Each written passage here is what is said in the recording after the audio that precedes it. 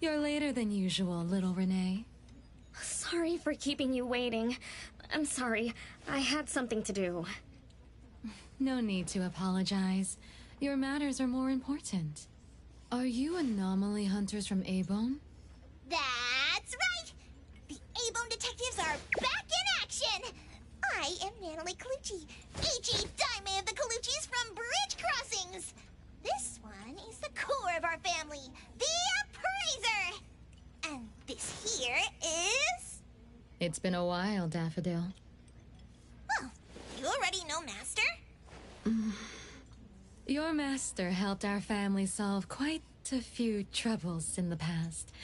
Mother still can't stop talking about Daffodil's moves.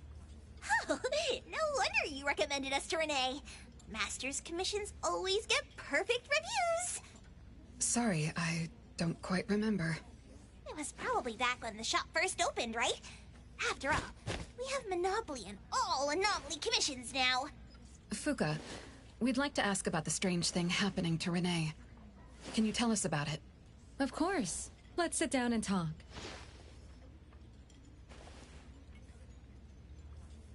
Two nights ago, little Renee and I finished dinner and were about to head home. She offered to give me a ride, so we walked to the parking lot together. That's when we encountered this cloaked person. Cloaked person? Didn't little Renee tell you about it? The anomaly she saw was a strange figure that looked like someone wearing a cloak. Oh, did I really say that? You little scatterbrain, forgetting what you said again. I'm sorry. No need to apologize. But to be honest, I don't know what this so-called cloaked person actually looks like. You don't know? Weren't you there? I was. Renee was walking me to her car, but halfway there, she suddenly crouched down, trembling all over, looking panicked like she was hiding from someone. I asked her what was wrong, but she couldn't answer. She just kept muttering things like, "Don't hit me." Nobody else was around, let alone anyone hitting her. So you didn't actually see the anomaly attack Renee?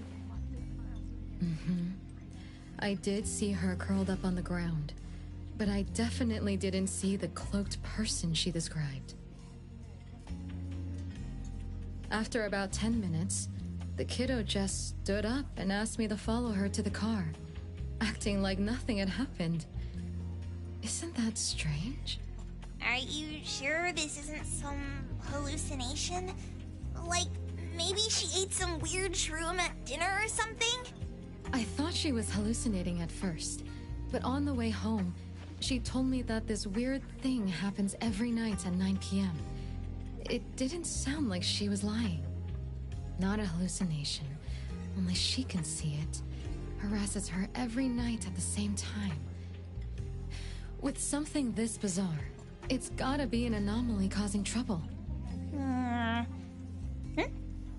So, any leads yet? Hunters from Avon? I see. Can I ask one more question? Of course, Daffodil. When Renee was clearly unwell, why didn't you contact a doctor? That's right. She acts like she's nice, but when her friend was in trouble, she didn't seem to be concerned or help her. Well, I was worried something might be wrong with her, so I told her to go to the hospital. But the girl insisted she was fine. So I just let her be. You also suggested that she should seek help from Abone. That's because I later realized Renee must have gotten herself into trouble with some anomaly. So I thought of you. Wouldn't it be better if you experts helped her, instead of having an amateur like me mess around?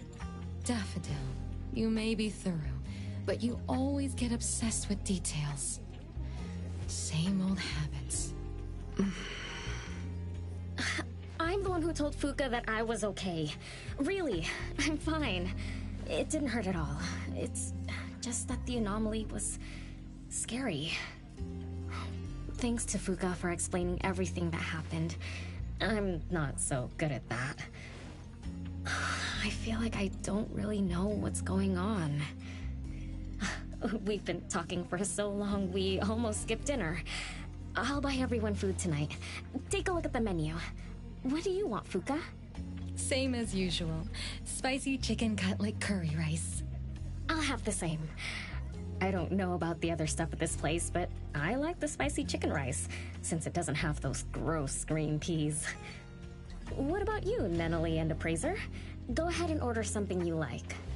We'll gladly take the offer.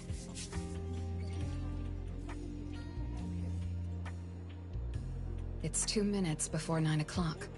According to Renee, the anomaly will appear in the parking lot right on time.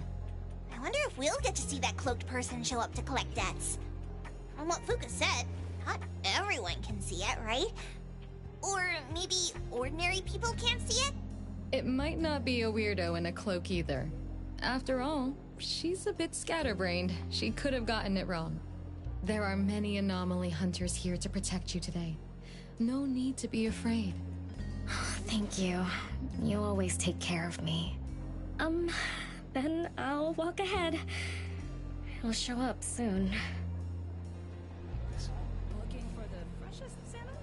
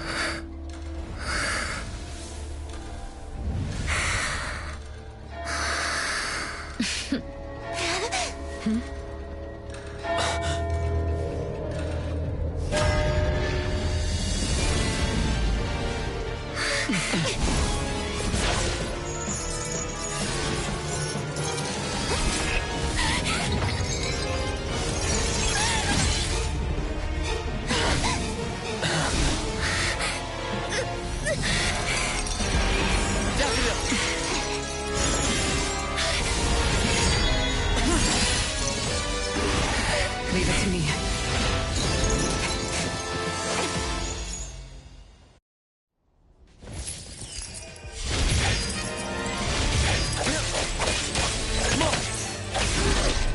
Be careful.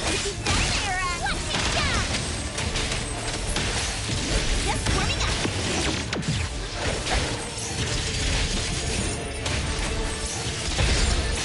Wait, here I go.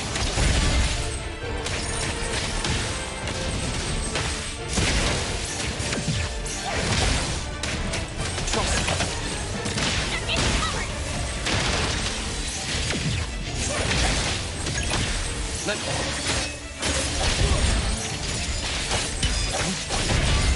Make splinter and fracture.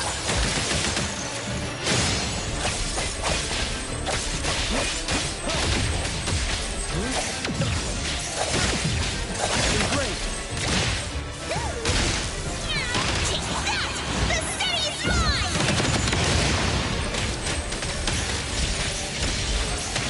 No, it's mine!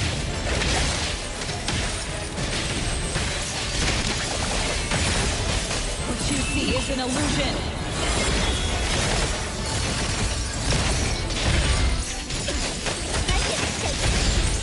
Wait, here it I will.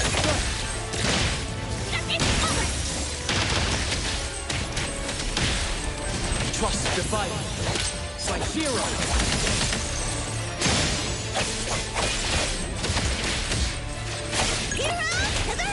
I will see to the nexus. Thunderbolt, it's our turn!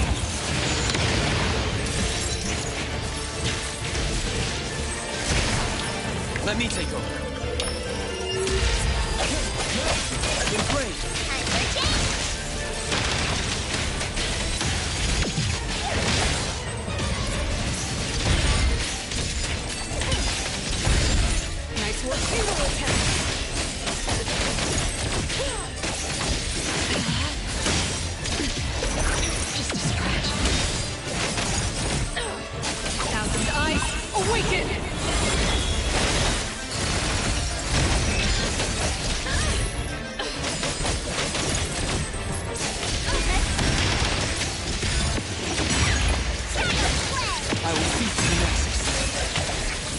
Splinter and Fracture!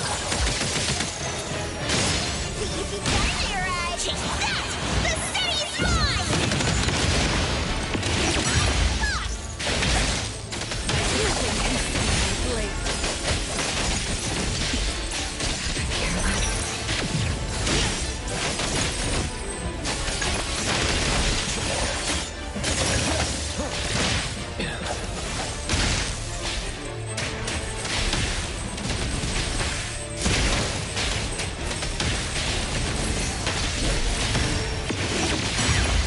I will speak to the next. The brave divided. It's like zero.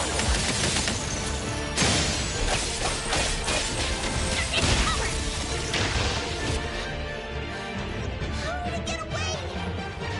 Tell me I'm getting rusty. Ugh. Stay away. Stay away from me! Are you okay? Don't worry. Did the anomaly drop that thing on the floor? Renee. And a series of numbers on the back. Minus 20088. The numbers are different. It's the same type of card the Bureau is looking into. We meet again. From what I know, you received a commission from Renee to investigate this debt collector anomaly, which attacks her every night at the same time. You fought, then the anomaly left behind the same cards from the baptization case. So you encountered the same anomaly I'm after.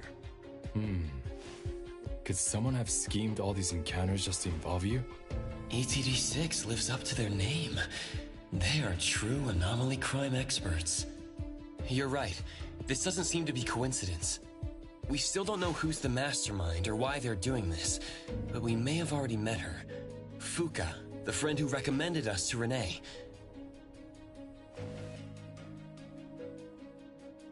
Wait, she was here just a moment ago. What did she say? She recommended A-Bone because Daffodil had handled her mother's commission before, which left an impression. Daffodil. Daffodil. So it's Daffodil again. Interesting. Thanks for the... We should make a trip to the witch's house. Good thing it's not too late. So ask the Blackbird and her team to work some overtime. Aren't you coming with us? Of course.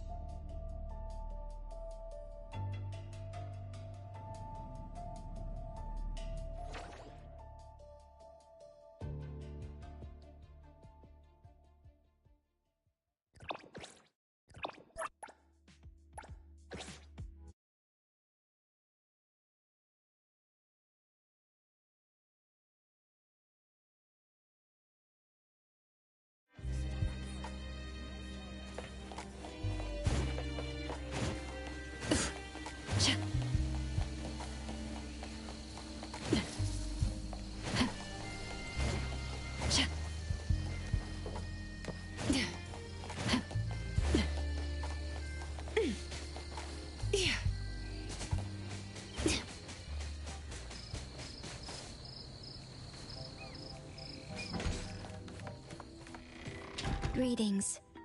Welcome to the witch's house. Hello. Sorry for disturbing you this late. Good evening. This young lady was attacked by the puppetization anomaly tonight. Huh? Wait, what anomaly? The one that turns people into puppets? So, those people really were... Well, we aren't certain at this moment. In any case, could you please share the entire incident with us? Oh, I'll tell you. Renee came to our shop because she wanted us to deal with some weird thing that appears every night at 9 o'clock to attack her. We were escorting Renee to the parking lot of Food First, and at exactly 9 o'clock, there was a poof, and a wild debt collector appeared. We don't know its real name. Nanalie has been calling it the debt collector. That's right. It was swinging a huge scythe at Renee. I don't know if my eyes were playing tricks, but the scythe went through Renee's body. I was worried. I think I saw that too. Luckily, the appraiser blocked its weapon. Then, they started going at it, trading blows and stuff. But the fight didn't last long. Oh, I was just getting started when he ran off. Do any of you remember how long the fight lasted? 10 minutes sharp. And afterwards, did you discover that the anomaly left the same kind of card for Renee? We did.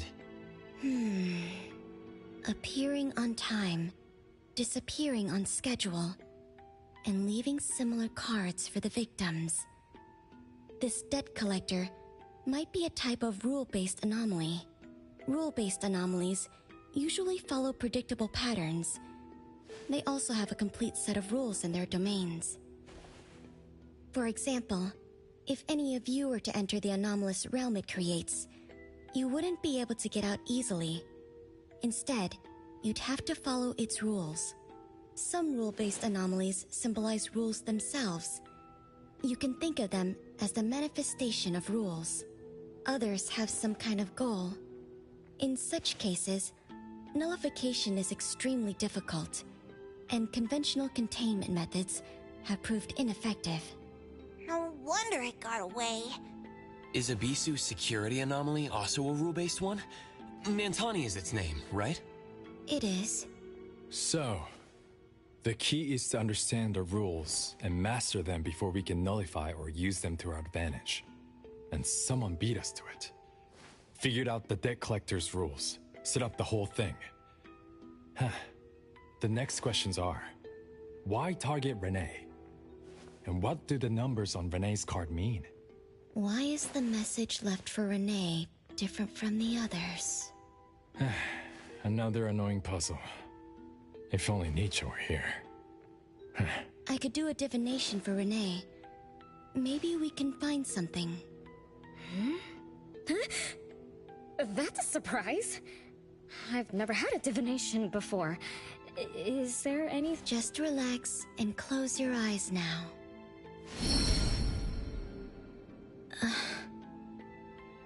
Oh, lost child of fate. Your tomorrow is trapped in blankness. Wait. What? What trap? What blankness?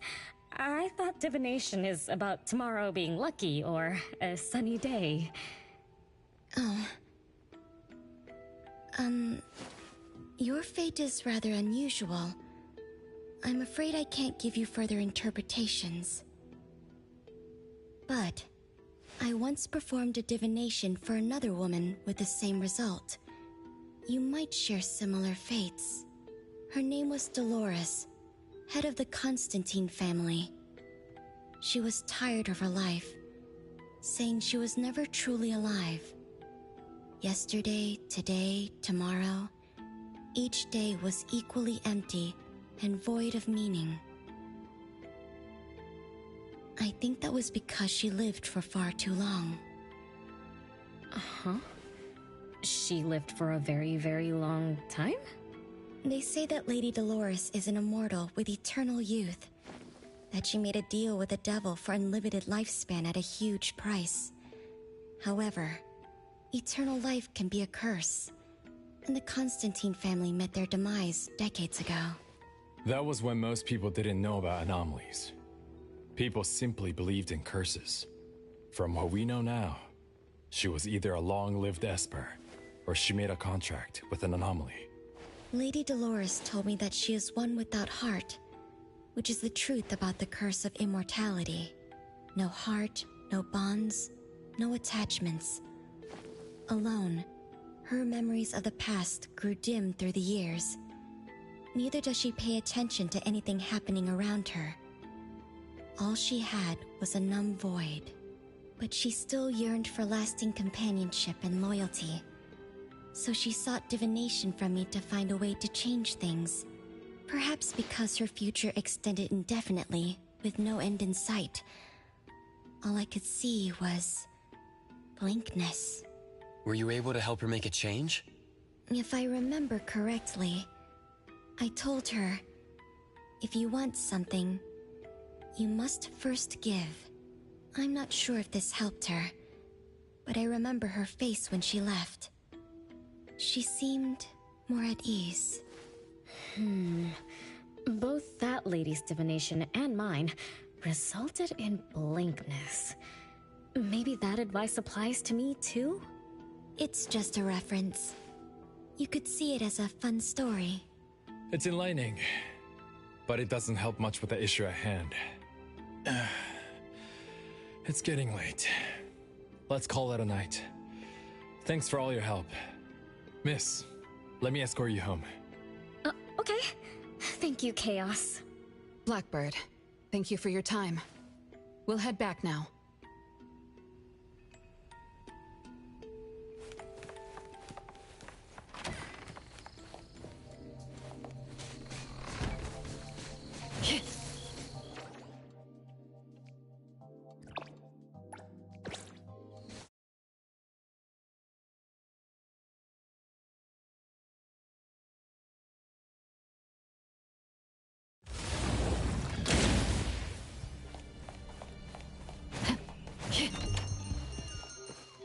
Whoa, it's already so late. Today was a lot of work without a lot of result. A rule-based anomaly. Weird messages on a card.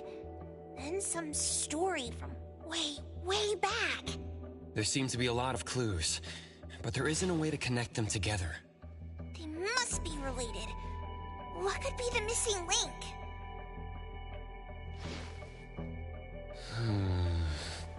Let's call it a night. It's getting late. You two should get some rest. Oh, man. After running around so much today, getting home, relaxing for a bit, and now that Master mentions it, sleepiness just hits you like a truck. Good night, Master. Good night, Appraiser. Good night, everyone. I apologize, but bedtime is going to have to wait. Is there an emergency? The debt collector left me another message. I found this in Renee's mailbox. Isn't this the card from last night? That anomaly is back again? Appraiser, take a look at this. Renee's name and an address? It looks like an ordinary card. Did someone try to copy the card's style? They need to have seen the original to make such a convincing copy. That narrows down our suspects. You mean Fuka, who witnessed our battle with the debt collector last night? And the person who delivered the puppet. Don't you think they're working together? They sent Renee a formal invitation and are waiting for us at the old Constantine family estate. That address belongs to the now defunct Constantine family. Renee, are you somehow connected to the Constantine family?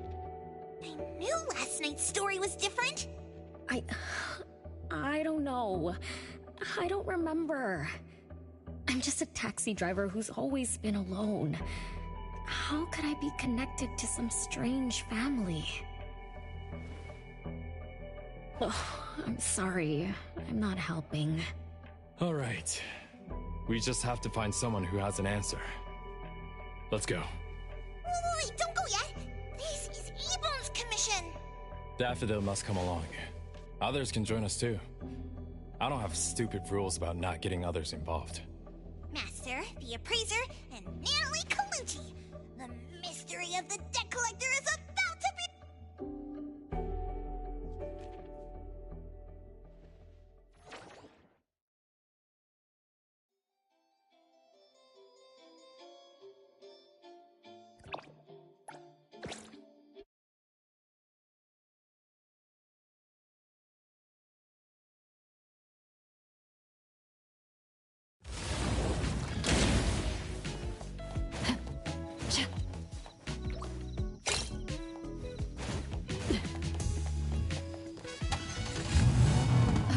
From our dear Precious?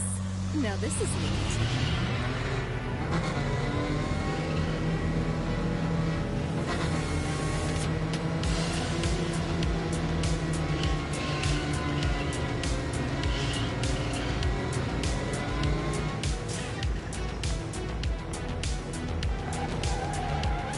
Just so you know, Abone will not cover any repairs.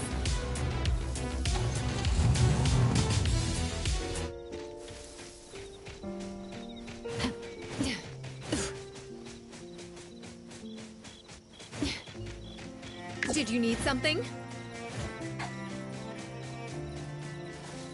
There's nothing here except for some skinny cricket tree. How is there nothing else? Was there really a big mansion here before? It's a cherry blossom tree. I didn't notice before, but wow.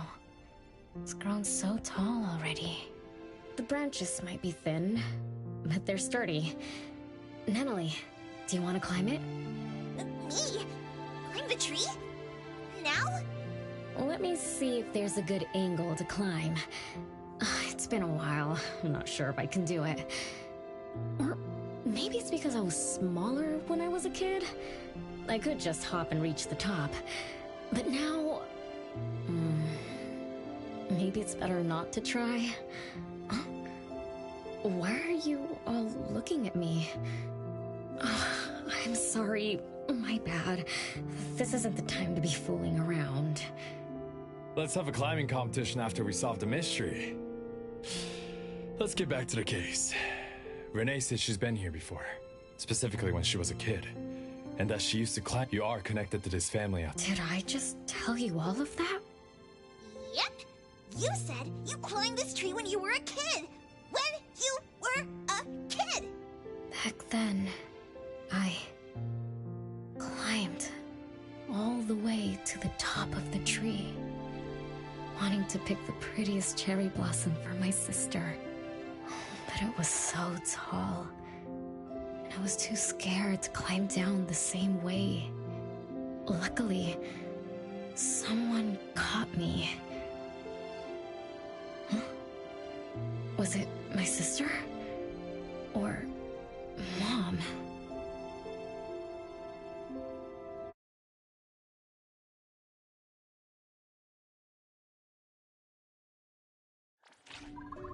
Ow! That hurts! Renee! Are you okay? My head hurts. But my limbs are where they should be. What about you, Appraiser? I'm okay too. Where are we? What just happened? I'm not sure, but it looks like we're in an anomalous realm. You remembered climbing the cherry blossom tree as a child. Then we got pulled in. Natalie and the others aren't here. We might be separated. This is my fault. I'm so sorry. I had no idea this would happen. No worries. It's not your fault. Besides, we hunters are used to being pulled into anomalous realms. The real question is, how did we end up here? What a grand entrance. This must be some wealthy family's mansion. Such as the residence of Lady Dolores, head of the Constantine family. Have we traveled to the past? Not necessarily. Maybe the anomalous realm is simply recreating scenes from the past. Do you recall anything else from when you were a kid? Anything helps. I can't. My brain is still foggy. But I can feel this. Ever since I got here, I've been having a sense of nostalgia. You must be somehow connected to the family. Whoever brought us here knows that. But didn't the Constantines disappear decades ago? That doesn't match up with my age. You're right. What you just remembered was from when you were little. If you can remember more, maybe we can get closer to the truth. I'll do my best. But how do I do that? Let's look around. Maybe we can find the key to your memories.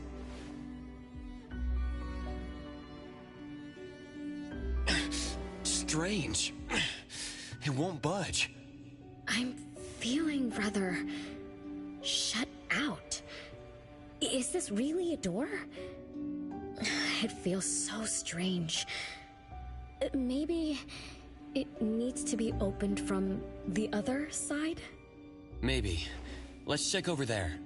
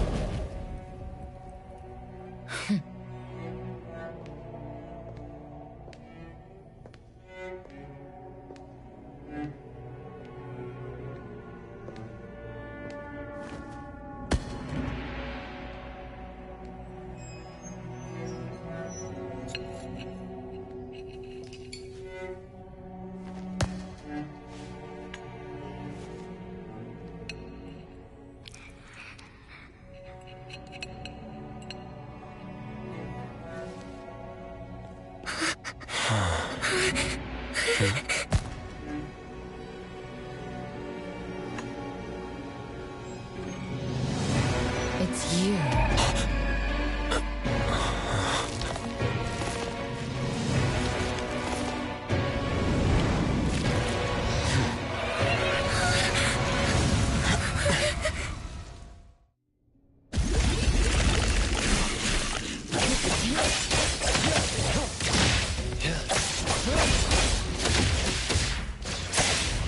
It's fine.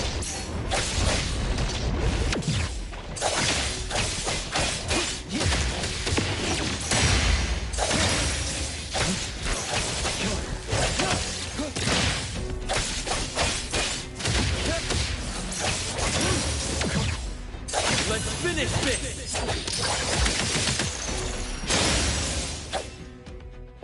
What was that just now? Something from the past? A family sitting around the table getting ready for a meal. Is this space replaying events from the past? How strange. It's like watching a movie. That's called a reenactment of the past. But did I just upset them? They don't seem too happy to see me. Don't worry about that. Anything can happen in an anomalous realm. In fact, hostile anomalies are rather common. Do you have memories of what we just saw? It somehow feels familiar. Especially with the person who lit the candle. But, I'm not sure. That lady... If she's from a memory, how could she make eye contact with us who are in the present? Am I just overthinking? 1 o'clock? It's 1 o'clock already? Bell chimes? When the debt collector appeared, it also sounded like this. Could this be related to the rules it follows? Let's go check the entrance hall. Oh, impressive! Classy! Great taste! That's how big families do it! If only the base of the Colucci's were as fancy as this! Well, we could definitely do without the curse. Do you think Renee and the appraiser already went ahead of us? Let's go in to investigate. It's best if we regroup as soon as possible. Whoa! This door is so ancient! It's not going to fall apart if I push it, right? An old, ruined mansion that suddenly appeared, long neglected and unmaintained. Could this be how the Constantine family mansion looks now? The desolation we just saw could be an illusion to hide this place. That makes sense. And then Renee dispelled the illusion. She must be part of this family. In other words, the master of the family returns. An old mansion abandoned for decades. I better be careful. I won't be able to pay for damages if I break anything historical. Yeah, we're inside an anomalous realm. Be careful. Alright then, let's be gentle. Hello there!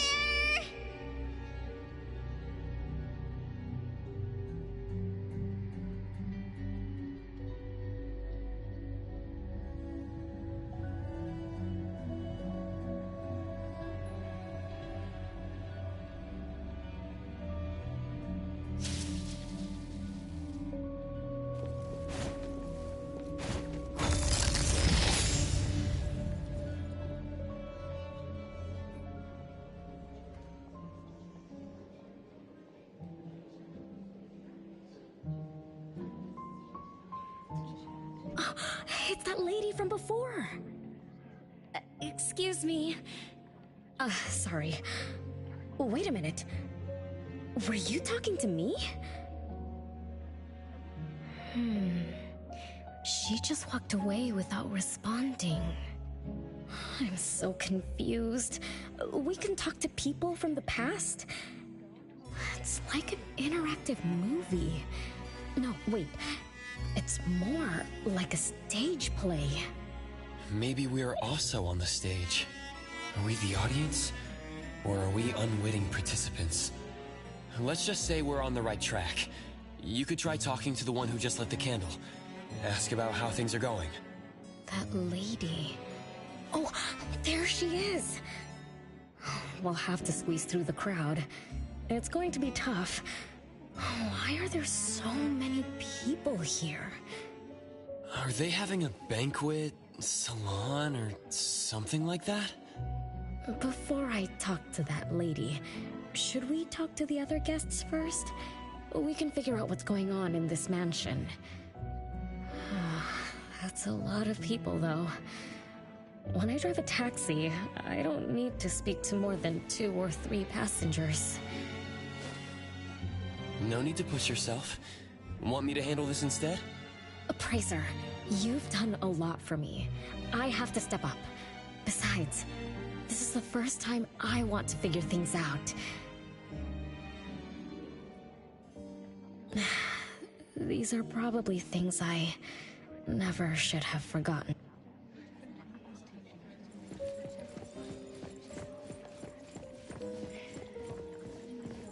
I might not have another chance like this. We need to seize this. Oh, don't even think. Yep.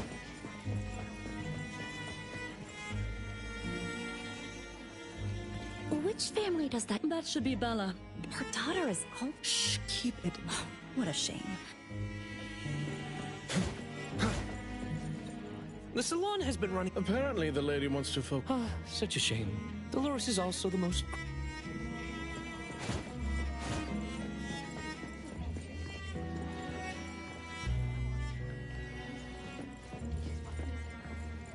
That woman. Look at this. This is my lap. The salon ends at 3. I told you. My brain is getting fried from what the guests are saying. So many conversations. So many faces. So many names.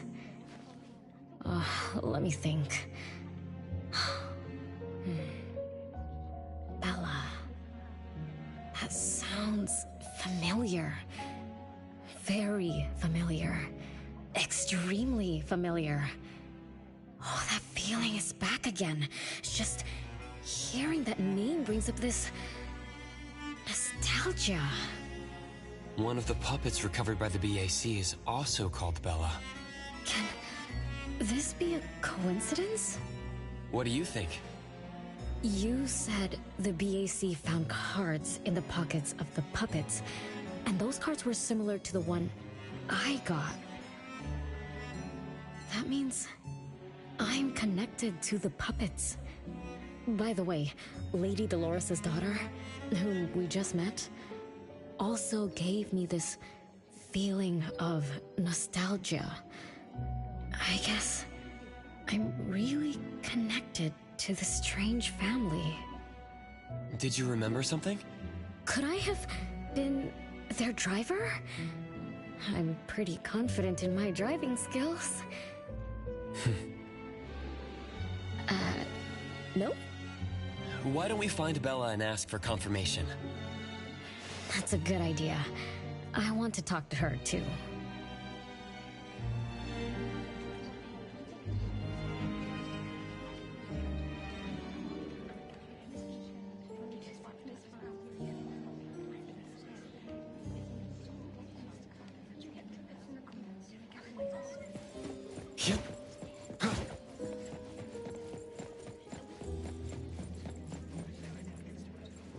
Renee, this isn't a place for kids. Huh? Bella? You know me? Child, I'm your older sister. Remember, you should address me in a formal manner. I can't believe I have to tell you this. Mother has indeed spoiled you. Sister? My big sis? Why are you so confused? Oh, did you oversleep again? Mother warned us not to interrupt her salon, but you just had to go see what's going on. Like the time you hid in that cabinet to peek through. You ended up very disappointed, remember? You said adult social gatherings were boring, so you dozed off. You fell asleep in that cramped cabinet. When you woke up, you were so groggy that you forgot where you were and what you were doing.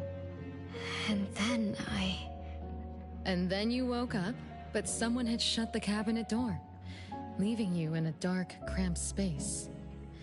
You snapped and started to cry. Desperate to escape, you threw yourself against the cabinet door. That day, every guest witnessed the extraordinary commotion you caused. You completely ruined Mother Salon. I didn't mean to, Big Sis. Is that so? Do you really think I'm your sister? Huh? Big Sis? But aren't you? No, Renee. I'm just a shadow bound to this place, destined to meet you. Though you might have forgotten or abandoned us, we've been waiting for you all this time. We've been waiting to relive these moments with you. So, I really am part of the Constantine family? I'm her daughter? Looks like that poor brain of yours still remembers something. If you didn't even know your own mother, how sad would it be for those who love you? Where are they? Mom and the others. Are they still home? My dear sister, this is the Constantine mansion trapped in the past. Everything that happened here, everything about us, reenacts over and over again at this place. Come on, Renee. To return to the past, you must reclaim the choices of your past, including all your mistakes. If you're not Renee's older sister, then who are you? Shouldn't you ask her why I appear as Bella? The answer has always been in her heart. I don't understand. Wait, sister! It's all right if you don't understand now. I've been waiting for you for so long. I don't mind waiting a little longer. Bella. I think I'm starting to remember. She was the sister who caught me when I fell from the tree. She's been here all along, waiting for me to come home. And why is the puppet also called Bella? I don't think the Bella we met is a real person. Remember how this is an anomalous realm? So she's my sister from the past. Though, I don't understand everything she said. That's what she meant, right?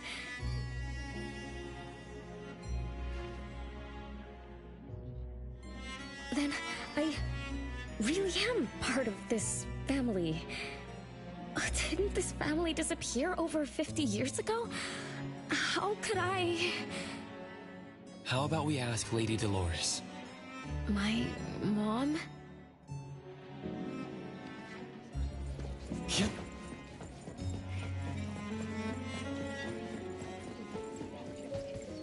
Hello, can I pass through? Excuse me, coming through. Hey, get in line if you want to butter up the missus. Take turns like everyone else. You're not the only ones who need something from her. Dolores is far too kind to you commoners who are uncultured bumpkins with no etiquette. Do I need to remind you about what first come first served means? I don't think we can squeeze through. These guests aren't very friendly. There was one bell chime when we came in. The salon started at 1 o'clock.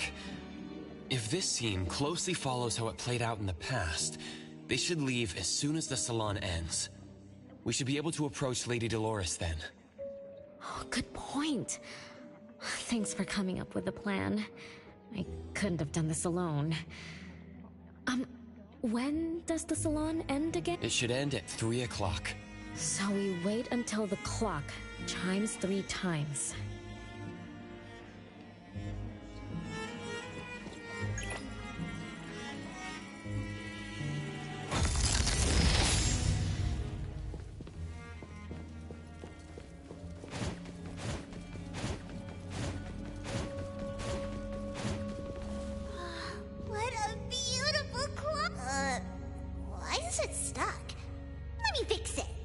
Wait.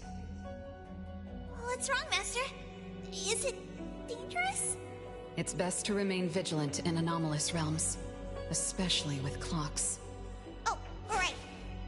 Debt collector. Blackbird once mentioned that rule-based anomalies follow established patterns strictly. It would be a good idea for us to pay close attention to time. Got it, Master. You look around for clocks, watches, and stuff like that. But, I guess I was in a bit of a rush. It doesn't seem it cost anything, though. The debt collector didn't appear this time. Ouch! My ears! Something else showed up. Hey! Watch this!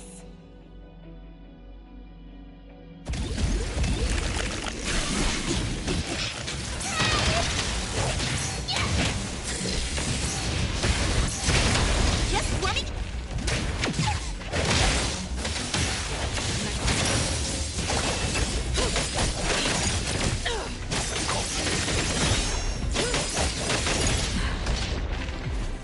I'm getting shit now!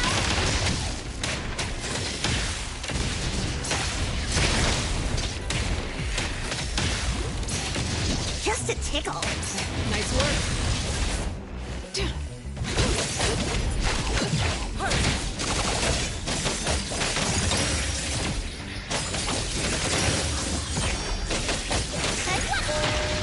It's 3 o'clock now. The debt collector shows up every night at 9 o'clock to attack Renee.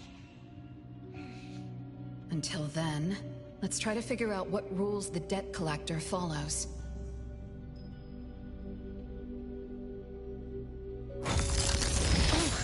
It's 3 o'clock already. As you expected, all of Lady Dolores' guests have left. Whew. I'm going to see Lady Dolores now. Take it easy. Don't be so nervous. I'm here with you. Okay, deep breaths. Deep breaths.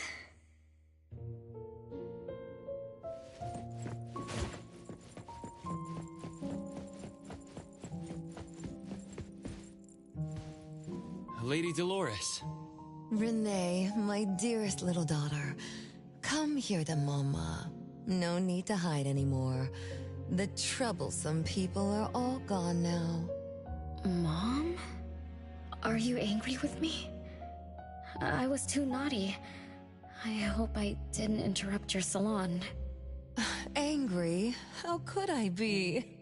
I just didn't want you to see those people too early. To witness the greed, foolishness, and ugliness of those who long for so-called immortality. Are you talking about the people who were just around you? My little petal, they must have frightened you. I promise nothing like this will ever happen again. This pathetic charade will soon be over. Mom, you've always hated the salons? Feelings of love or hate didn't matter at first. I simply had to run the salons. I had to use these connections to reverse the decline of the Constantine family. Besides, I don't even remember all the little things. But even though my goal was fulfilled long ago, these salons kept going, one after another. Perhaps they weren't the only greedy ones. I was too. I was too young and too foolish. I mistakenly thought gathering them under this roof could bring me some comfort. However, they were nothing but a bunch who envied the family's reputation, coveted the wealth in this mansion, and lusted for so-called eternity. After a while, I came to see them as nothing more than greedy beasts, scrambling for scraps and pandering jesters making fools of themselves. I guess they sufficed as entertainment.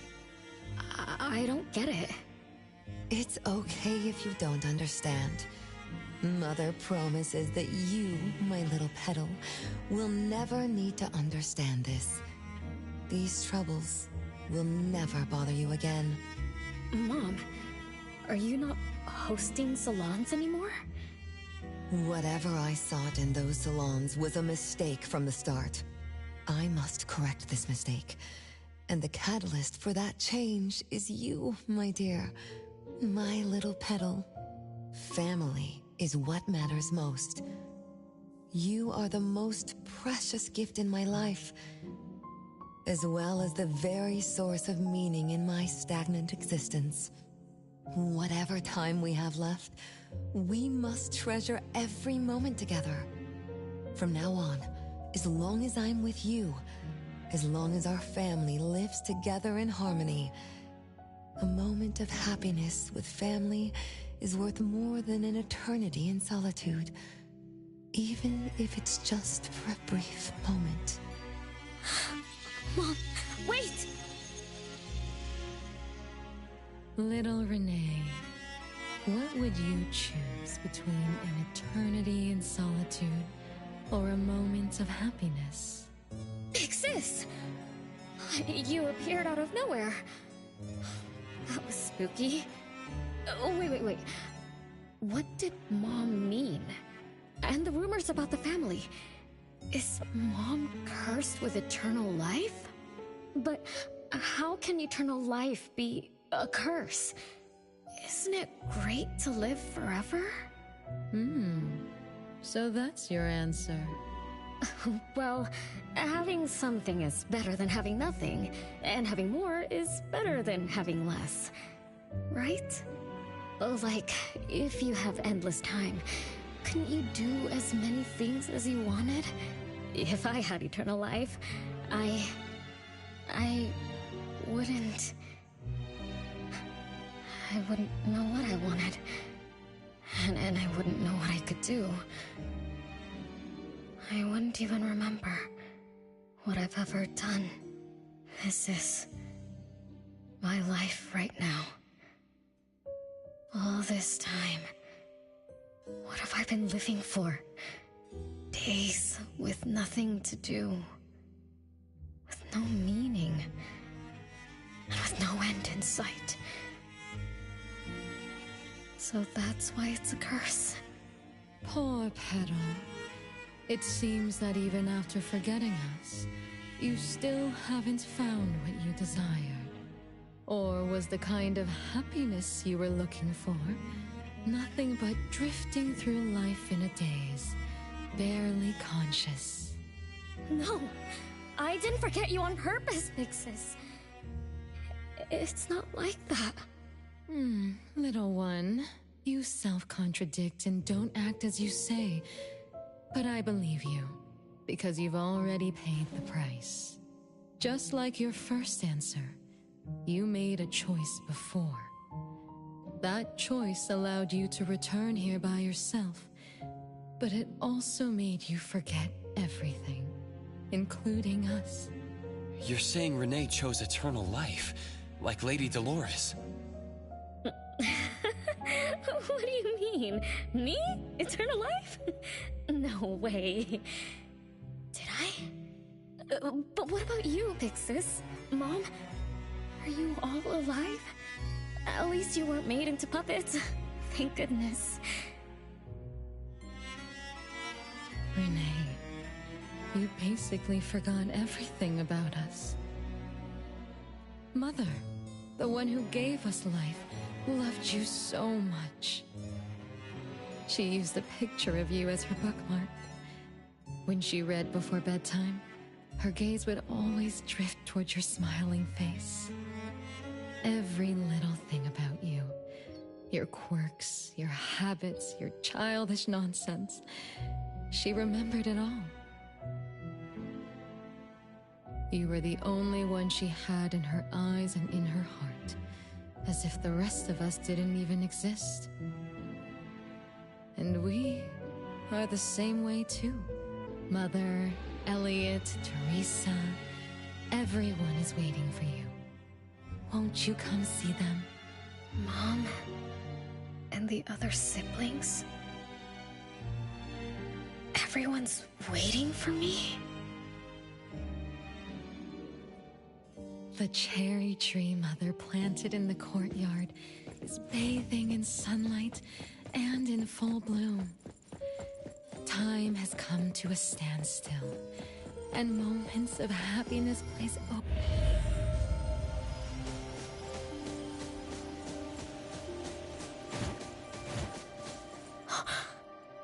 It's the same tree from before. The cherry blossoms. Oh, they're so pretty. Back then, when I was looking up at this tree, I suddenly wanted to pick the most beautiful branch for Big Sis. I thought she'd definitely look pretty with cherry blossoms in her hair. So I reached for that branch as far as I could. But I lost my grip and fell from the tree. Then... oh, what happened after that?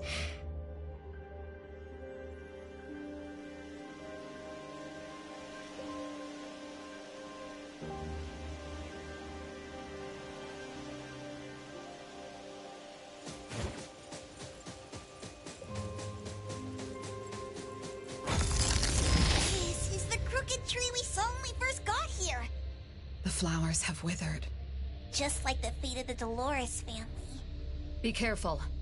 Looks like we're not the only ones here for the flowers.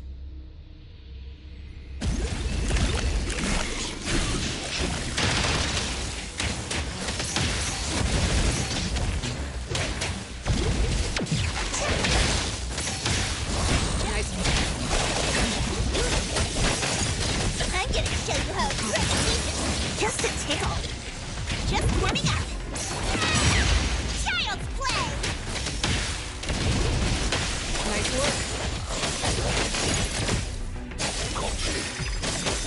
I'm gonna show you how a great teacher makes a great student.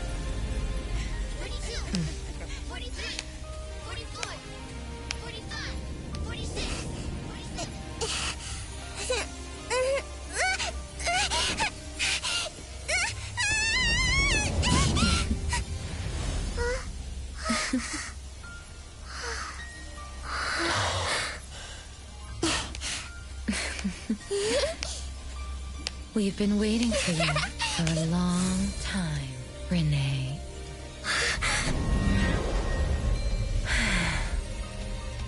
Do you remember the reason we were born? And the purpose we must serve?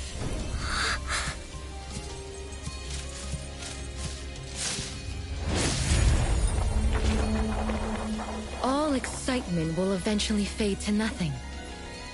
Mother has long grown tired and numb to it all. After enduring long and lonely times, a wish began brewing in her heart. We thus awoke to the blazing call of Mother's heart and came to her side. We swore with our very existence that Mother would never be alone again. Surrounded by her children, Mother found the companionship and happiness she had longed for. But she didn't stop. She kept yearning for more.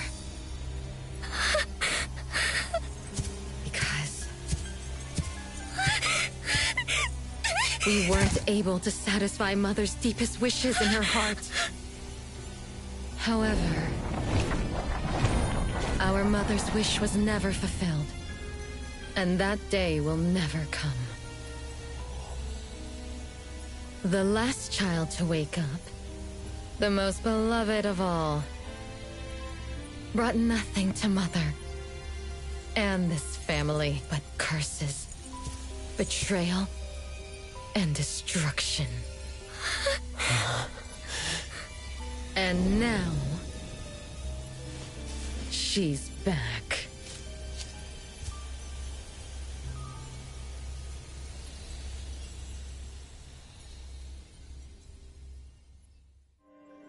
Do you remember about the time our family spent here? From the very beginning, we were just wooden puppets sleeping in Mother's box. We opened our eyes in response to her deepest wishes. We answered her calling from the depths of her heart. Teresa, Elliot, Yvette. One by one, the children woke up and gave everything they got to put a smile on Mother's face. Those names are the same as the puppets found by the Bureau. This was Mother's miracle. She gave life to the wooden bodies of her puppet children. All of us shared Mother's gift of eternity. In return, we brought her laughter and companionship. The happy times seemed to last forever. But Mother still felt lonely. She was still yearning for more. As long as Mother's wish remained unfulfilled, more children would continue to come to her side. And you, little Renee, are the last child to receive her favor, and the one she treasures most. So, we used to be puppets, and I woke up because of Mom's magic. That must be the Esper ability of Lady Dolores. Our existence, our calling, and our purpose. Everything was dedicated to Mother. Thank you for helping me remember all of this, Big Sis. Unfortunately, you abandoned all of our duties. You betrayed us and committed an unforgivable sin. Sin? I don't get it. You forgot your family. You even forgot the sins you committed. But that's okay. I'll make you remember everything. That's exactly why I am here. The sin is recorded on Mother's registry in the study. Won't you go see for yourself? You could give us a better explanation. Everything started because of you. My ignorant little sister. Oh, wait a minute. Don't leave me, sis!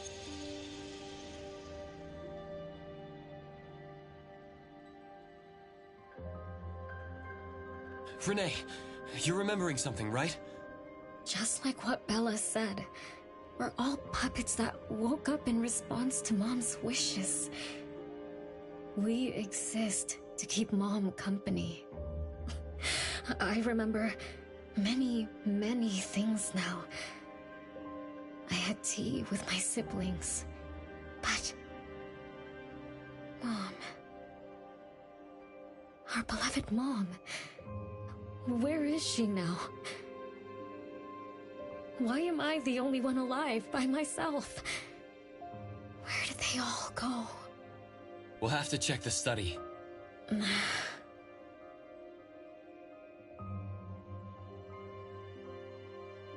What's going on?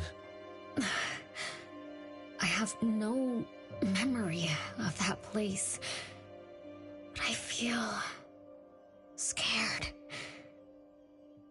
There is something in the study.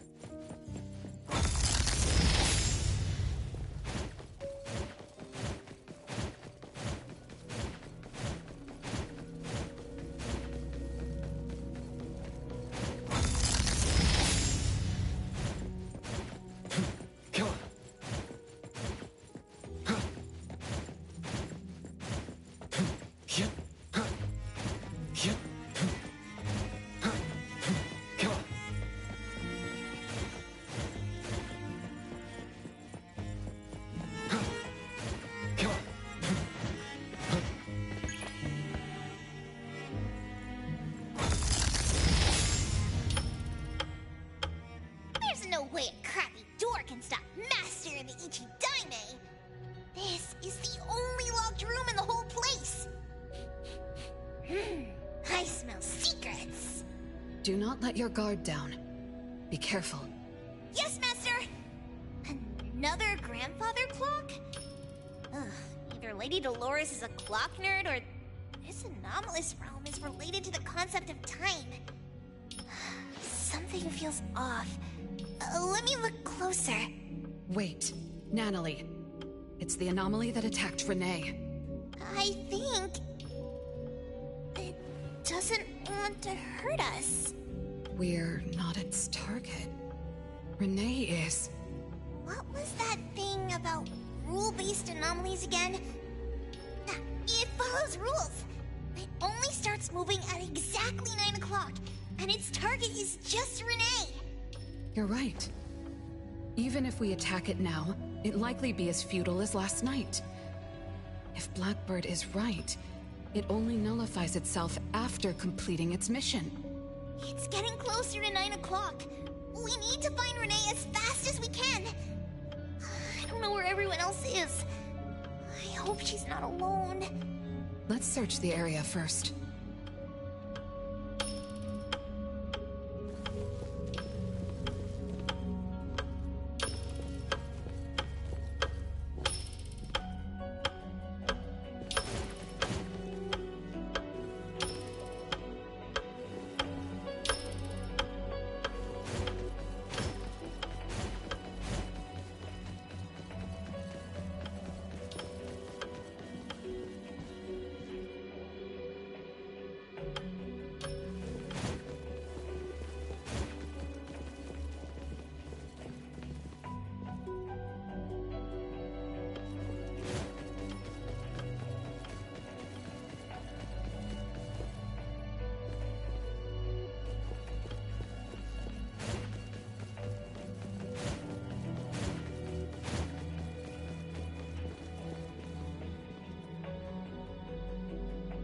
With so many siblings around, the house must be crowded, right?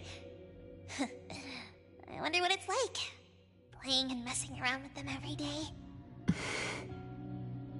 Master, do you have any siblings? Yes, and no. I did once live in a garden with many sisters, but none of us were related by blood. Huh?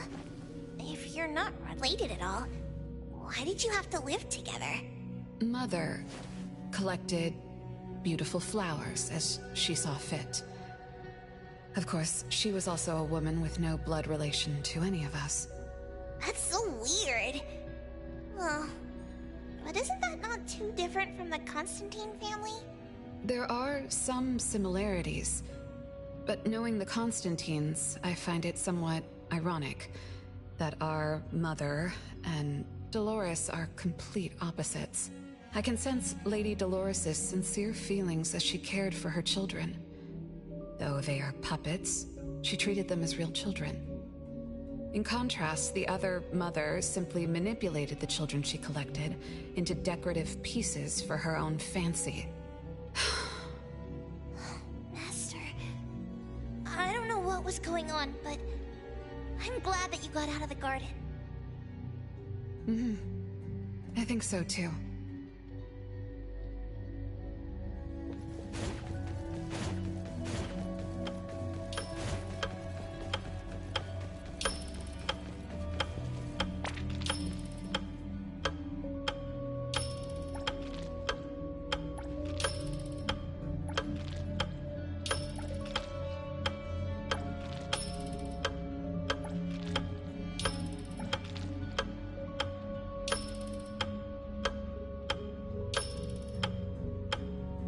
Chances are, Lady Dolores has met her demise.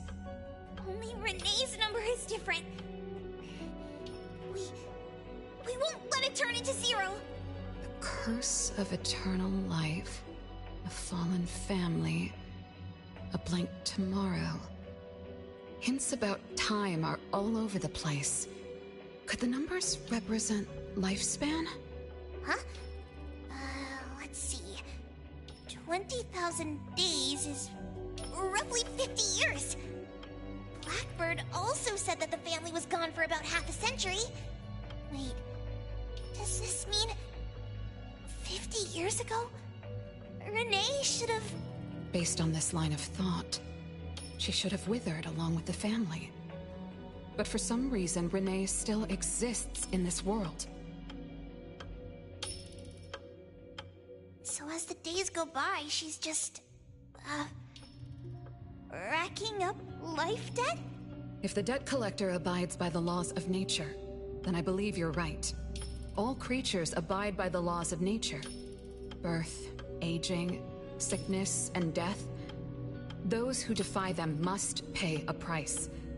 Even espers with near infinite lifespans pay a price when they gain their abilities. Renee, what price did you have to pay? Why did your life freeze 50 years ago, instead of reach its end? The debt collector must be hunting you because the laws of nature require your removal. So the puppets at the Bureau, they were Renee's family? Removed by the debt collector? Master, what should we do? Renee's commission. A-Bone accepted the commission. There's no reason to break our contract. I'll do my best.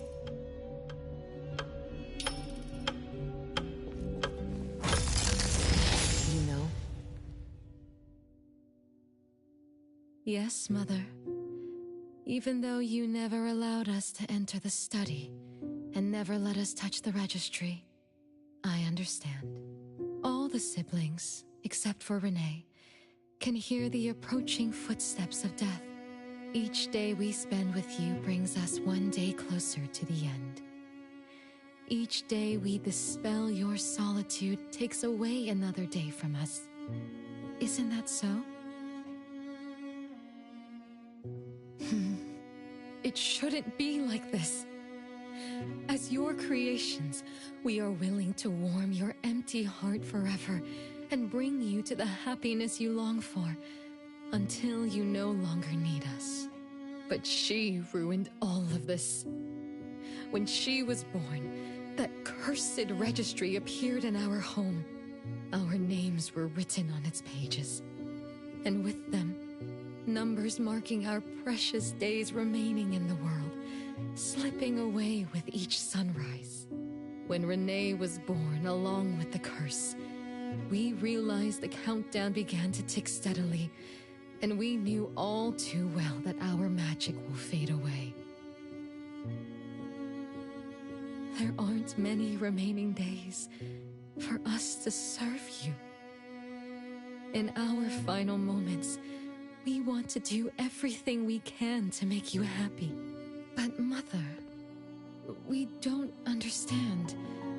Why are your eyes solely fixed on Renee? Teresa planted exotic flowers. Elliot made sweets to your taste. Yvette designed and tailored clothes. We gave it all to win a smile from you. Yet what we receive is but a blind eye. Renee is the worst of us all. Always noisy, endlessly crying, habitually screaming, and forever demanding of your attention like any other selfish child. Is that how that child expresses affection? Or do you find love or joy in her tantrums? We don't understand, but we do know one thing. That selfish child never loved her older siblings, despite all the care we gave her. Does she even see herself as part of the family? Or perhaps, being as cursed as she is, her only purpose is to destroy us. None of that matters. But your name also appeared on the registry. Does that not matter at all? The youngest daughter that you love most declared the end of your life. Because of our existence, the numbers on the registry representing your life are depleting. When the numbers reach 0, we will fall asleep with nothing left but gratitude. Fortunately, even when the numbers reach 0, you won't pass away. You were long banished from this world by that thing. You have never lived in the present. Even when the clock of fate dictated your end, As long as that thing offers you protection, you exist beyond the laws of nature. Yesterdays, todays, and countless tomorrows are all but the present to you, as you were forever frozen at that moment that thing took effect. Beyond that point, time no longer works on you. In the endless nightmares she brought upon us, this is the only thing we are thankful for. The malicious curse will never harm you. But even so, I won't forgive that child. Ever. Bella, managing family affairs has drained you. I'm tired too. Doesn't someone need to spend time with that child later? I understand. As you wish, Mother. As long as this makes you happy and fulfills your final wish, we'll maintain the facade of harmony until that child's curse destroys us all. No. That can't be right. Did I curse my own family? Am I the bane of my family, causing its ruin? Did I steal Mom's love away from the other siblings? Did I even take away their lives? Look at you, denying that you ruined everything. Exactly like before. It shouldn't be like this. You're right, sis. Why me? I love you all from the bottom of my heart. Do you all hate me? If that's true, why were you waiting under the tree to catch me? Love-hate relations in this family are more complicated than you can imagine. But no matter how much you doubt it, you can't deny that everyone here has done so much for you. Teresa prepared gardening tools and took you to plant Mother's favorite flowers to surprise her. But what did you do? You barely scooped some dirt before rushing to Mother for praise. When Mother saw the cuts on your hands from fooling around, she scolded Teresa for giving you hard work. You ran around Elliot each day, saying you desperately wanted to grow as tall as he was. So he managed your diet and made sure you drank milk. But you, just because he worried you'd get cavities and hid the candy jar on a high shelf, you complained to Mother that your brother was giving you a harsh diet. Every time you fell and tore your clothes, someone would mend them meticulously. Nevertheless, you always ignored their efforts and pestered Mother for new clothes. Mother's wish was to have a harmonious family. We were all trying to fulfill that wish, trying not to ruin anything. It would have been so much easier to pretend and spoil you the way Mother did. We could have created the harmonious family Mother wanted, even if it was just a facade. That would have sufficed.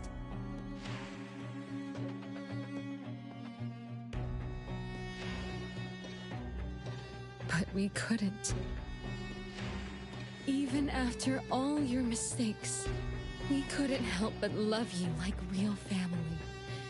You were our most precious little girl.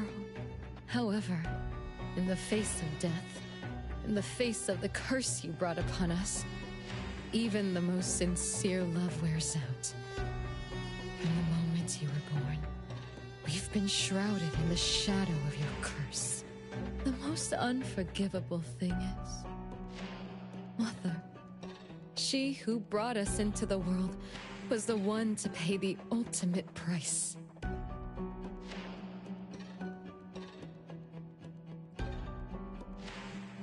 Look, it's playtime again. Your favorite game of hide and seek.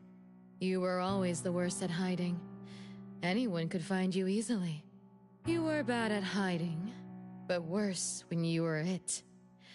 Once, you turned the house upside down and still couldn't find anyone. I remember. It was getting late, but the house was so quiet, so empty. I remembered the ghost stories you told me. I suddenly felt the paintings were staring at me, and the tables and chairs were slowly moving. I thought you left me behind. You finally remembered. But now, looking at it, the opposite is true. You're the one who abandoned us. When you started wailing that day, we came out of our hiding places. Do you remember what we told you? We are a family, and we'll always be together. That's right. Good girl. Time is up for hide and seek. Once again, you're all alone. Come find us. I'll be... it? This time, you have to find all of us. We'll be waiting for you.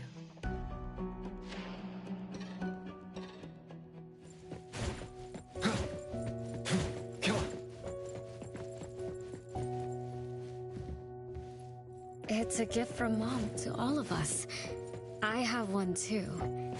Though I carry it all the time, I've forgotten where it came from and what it means. Oh, it's so good to be back. I found you. I finally found you. My most important family. Huh? Red letters? It's strange. Mom doesn't like red. Why would something like this be on her clothes? I'm still bothered by those red letters. Aren't they the first letters of names? If they are names, they do match with the voices we heard earlier. But that bright red, it's like a warning. I don't think Mom did this. They truly loved me once. Which is why now they hate me so much. I understand. I'm sorry for making you go through so much in the past. I'm sorry I'm only learning this just now. But I'm grateful that I finally do. Big brothers and sisters. No one found me? Yay! I'm about to win! I already told you I'd win this time. No one will think Renee is hiding here. It's Renee's secret hideout. What's that? Me? I thought we were it, so we can find my siblings. But why is my childhood self here? Back then, who was actually it? Was it Mom? Wait a second. Are we really seeing the past? I think so. I do remember something like that happened when I was a kid, but I only remembered part of it. What we saw should be the whole thing. Are you really sure this is the whole thing? At least, that really happened. Every small thing I remember confirms that they were real. So those words, all those hurtful words, they were real too. Is that right? Something doesn't add up. Please, follow me.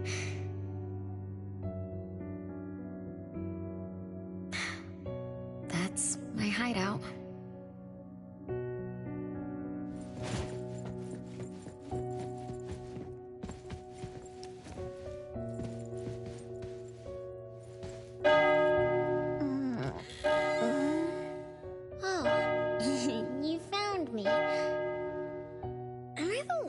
To be found?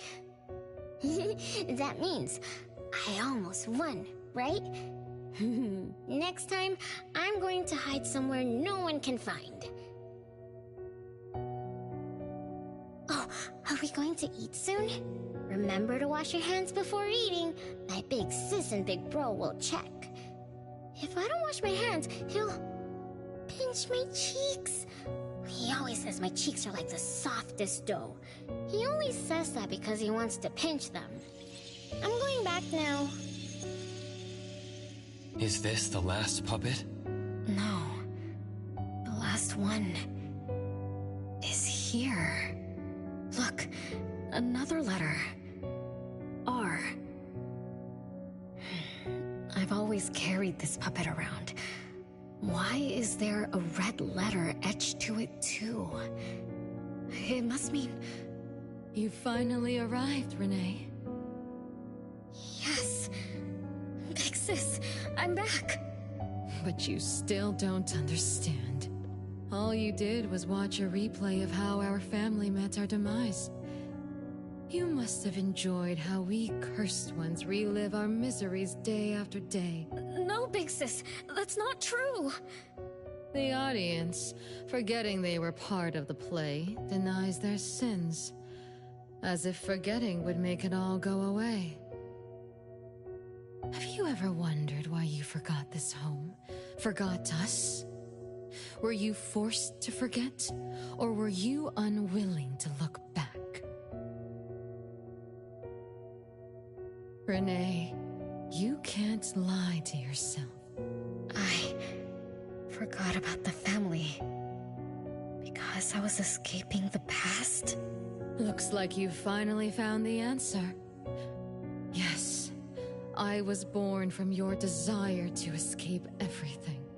You left all the painful memories of home with me, so you could live carefree in your blissful ignorance. And I will forever call you back, trying to make you remember. You belong here. You belong to our family. So one day, you will knock on our door again.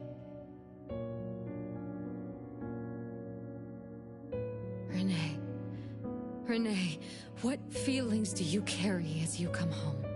Now that you remember what happened when we were children, now that you know of the curse you cast upon us, are you shaken? Do you even feel the slightest bit of guilt? You won't. You've always been selfish, greedy, and reckless. You betrayed the very purpose we were born to follow. To love Mother, to be with Mother, and exist only to fulfill her wishes. I'm so sorry. I'm so sorry. You shouldn't apologize to me. Have you ever thought about our mother? Our mother who exists outside the flow of time? What could be her ultimate fate? Mom? What happened to Mom? She gave you everything. All her love, all her life, and that thing. Her eternal present, which would have sustained Mother's immortality.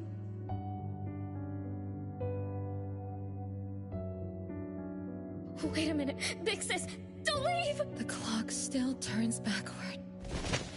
Let's return to the past, to witness that final day of destiny, where you are forever frozen.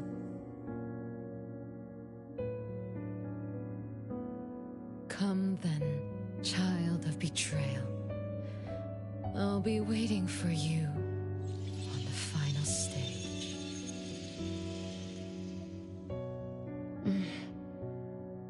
Yes. I betrayed this family. I lived in a daze.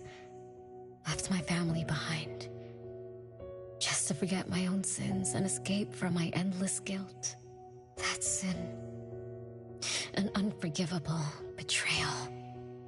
I lived for so long, without purpose. Until today. Renee? Look. This is the message my siblings left behind. I'm not just the cursed child. I also betrayed this home. Betrayed everyone. Betrayed Mom. But my family is still calling out to me. I still have a chance, right? If only I could go back to the past. Back to that last day at home. There's only 2 hours left. I need to find a solution soon. I should talk to Renee about what just happened. 7 o'clock. Time for dinner. Renee? Wait, where are you going to? Hurry, hurry. The food's getting cold. Food getting cold? I can't keep Mom waiting for too long. I can't make her sad. Renee! That is not allowed. Absolutely not. I can't get to Renee. She's completely lost in the past. Let me organize the clues I've gathered so far. Could the curse in this family be the rule-based anomaly that attacks Renee every night? After all, Renee and her siblings likely aren't entities that abide by the laws of nature. It does make sense to be targeted for that reason. But if that's the case, why does the anomaly only appear when Renee wakes up? Shouldn't the anomaly that enforces the laws of nature have appeared with the first child? Can we really trust this? Bella? Something's not right. Also, why does the puppet Renee carry also have a red letter on it? Are these things caused by the anomalous realm? Or perhaps someone, an Esper, orchestrated all of this? Is that Bella really a shadow from the past? Anyway, I should catch up with Renee.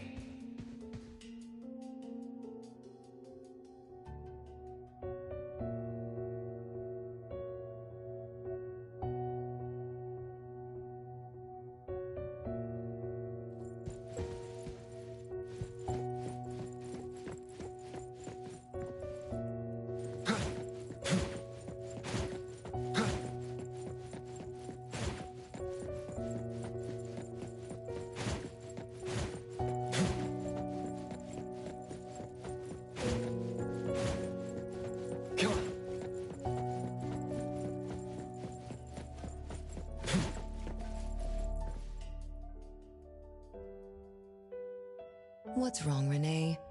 You haven't eaten much. Big Bro's cooking is great. I'm just not hungry.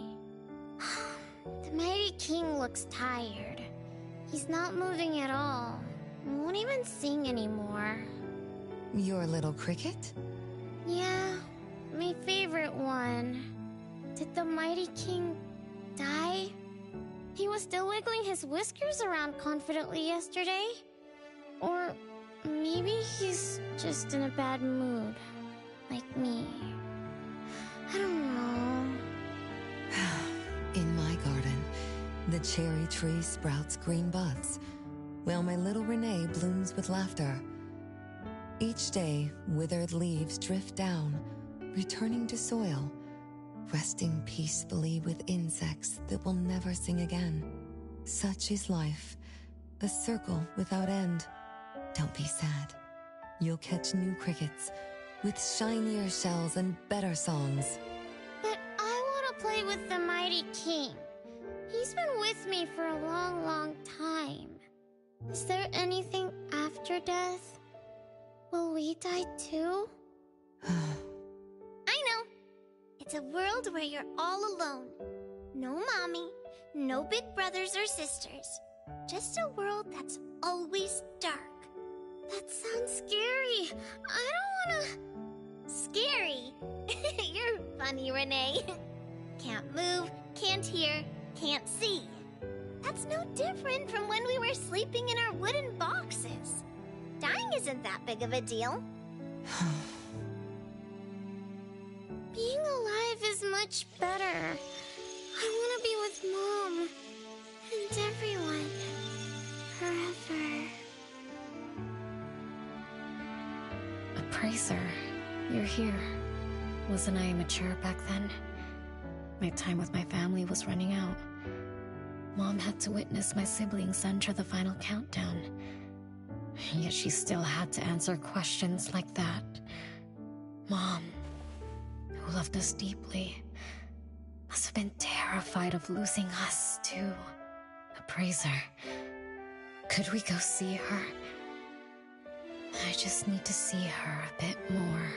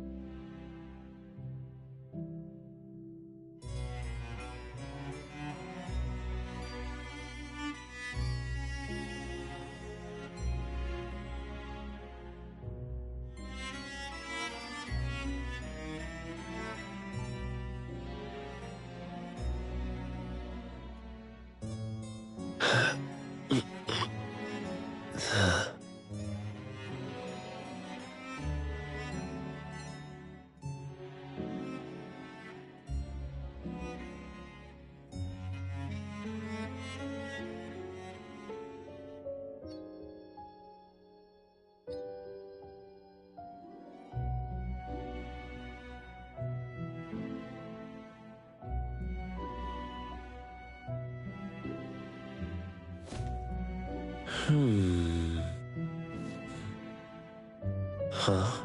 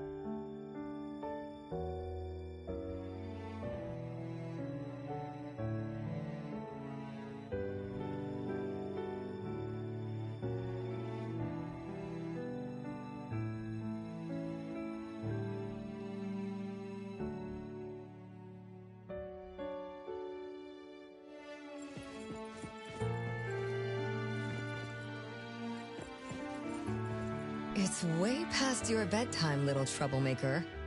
I can't... Oh, still feeling sad about the mighty king? Bella told me I'd feel better if I cry. She said that kids like me just needed to cry, get a good night's sleep. Then all trouble will disappear by tomorrow. She said that no matter how sad she felt, she could never cry. So she was jealous that I could. Why can't Bella ever cry? Mama is the same. Huh? Why? Is it because you were grown-ups? Because grown-ups are strong? Mom and Sis work so hard for every chore in the house. I want to grow up soon to help you. I'll grow as tall as Mom wants. Oh, if you want to grow tall soon, you can't be picky about food. No, I don't want to eat green peas. All right now, Mama will tell you a story and put you to bed. You'll grow fast as long as you sleep, okay? Are you continuing yesterday's story? No, tonight I'm telling you a story that no one has ever heard before. Once upon a time, there was a carpenter living in the royal city. Her skill was beyond compare. People said she had the magic to breathe life into wood. If she wanted to, those lifelike puppets she created could become alive. The old carpenter loved crafting, but she was facing a most difficult challenge. As she grew older, her eyesight was no longer as sharp, and her hand that held the carving knife wouldn't stay still. Could that be the end? She remembered what people said about her. If she was as good as they say, couldn't she craft her own assistant? She made up her mind, then began to work. What should a perfect child, a real child, have? He should have the strongest body. The child was born. He was sturdy, yet nimble. And once his spring is sprung, he could run 2 laps in the royal city with no one able to keep up. Everyone congratulated the old carpenter, but she shook her head and said, "No, this isn't a real child. What should a perfect child, a real child, have? He should have the most beautiful face." The child was born. His beauty caught everyone's eyes. The king invited him to dance at the palace for foreign guests. Everyone congratulated the old carpenter, but she shook her head and said, "No, this isn't a real child. What should a perfect child, a real child, have?" More puppets were born from the old carpenter's hands. An entertainer who could make children burst into laughter. A grand magician with unpredictable tricks. But no, she shook her head and said, "No, these aren't real children." One night, the old carpenter sat at her workbench, designing the blueprints for her next child. All the puppets quietly stood by her. Suddenly she shivered. The window wasn't closed shut. The howling wind swept away all the warmth from the room. The old carpenter stood up to shut the window, then went to the fireplace for warmth. For a moment, she had an idea she didn't fully understand. Perhaps the dancing candlelight added some warmth to the puppets' faces. She realized that puppets get cold too. The old carpenter took off her scarf and picked up the blanket from her lap. She made sure all the puppets were snug and warm, then went back to her table. Her pencil swooshed around as she began sketching. Soon, a puppet took shape on the paper. She picked up her knife and began carving on the most ordinary piece of wood. Soon enough, a new puppet was sitting on her workbench. There was nothing special about it, but the old carpenter let out a satisfied sigh, as if she completed a masterpiece. She leaned down to kiss the puppet's forehead gently, just like an ordinary goodnight kiss from a mother. Then did the same to the other ones. After that, the old carpenter went to bed and slept peacefully. The next morning, she woke up with someone kissing her forehead. She opened her eyes to find a child, a real child, smiling at her. Whoa. Why did the last puppet turn into a real child?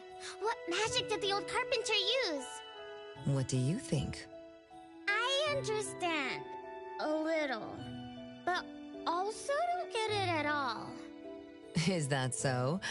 It's okay. Oh, it's getting late. Good kids should be sleeping now. Mom, I'm scared. I don't want to sleep alone. I'm worried that if I do, I won't see you and my siblings after I wake up. Isn't it better to be alive? You really are different from your siblings. Being alive is good. But what exactly makes it good? I can eat meals with my family, or play hide and seek, and listen to Mom's stories every night before I sleep. How wonderful! Mom, don't you think days like these are wonderful too? You're right. This is the best life being with you. The best times in Mama's life is when I spend time together with you, my family. No, it's not. When I grow up and can do so much more, that's when it'll be Mom's best time. By then, I'll be so tall that Mom will be surprised. I'll be able to reach whatever Mom needs to reach. Then I'm going to learn how to drive. I'll definitely be the first one in our family to drive. Once I learn, I'll take our whole family on picnics. When I grow up, I also want to... Mom.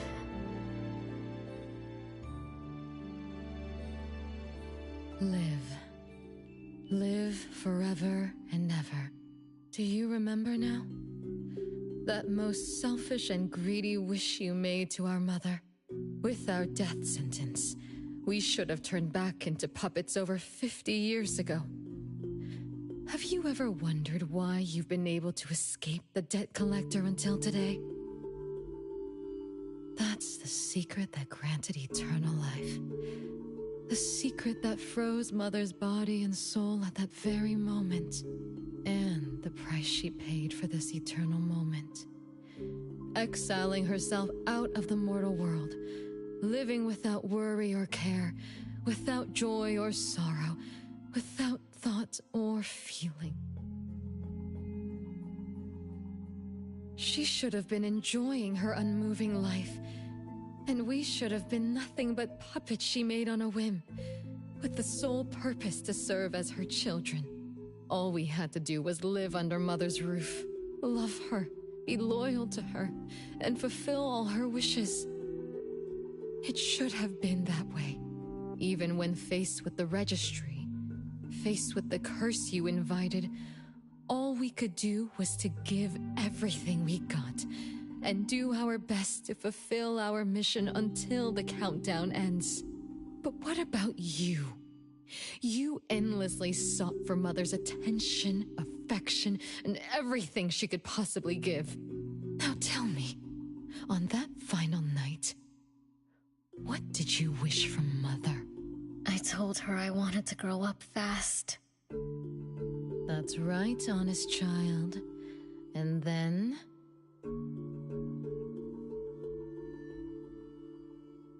So, Mom gave it to me. Her eternal present. No! It shouldn't be like this! I didn't know! What have I done?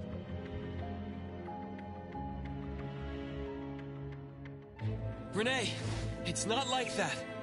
Yes, the eternal presence that should have protected Mother is now in your eyes. You didn't just betray us, but also the person who loved you most. So tell me, how does that make you feel? Guilt? Regret? But you don't need to apologize to me. We'll forgive you, and Mother will still love you. You're still our adorable little one, our innocent troublemaker. Forgive me? I can still earn your forgiveness? And Mom will also... Yes. As long as you give up the eternal present, cleanse yourself of your greed for life, we will forgive you for the sins you committed. Come, Renee, my sister. Come to us. We're all waiting on the other side to reunite with you, never to be separated again. Don't listen to her! I...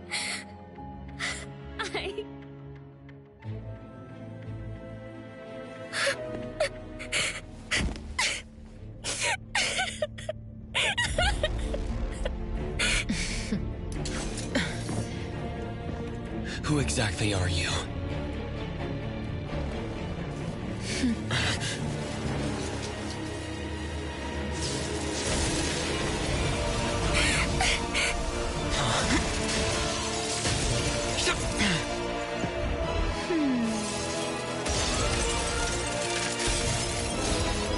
Watch out!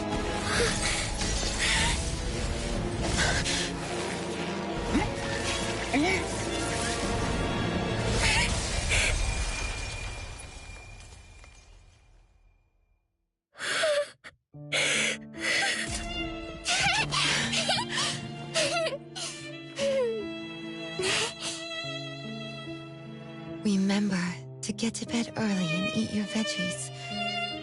My little petal needs to grow up healthy and happy. Don't forget Mama after you grow up, okay? What is life? Promise me you'll find the answer for me, okay?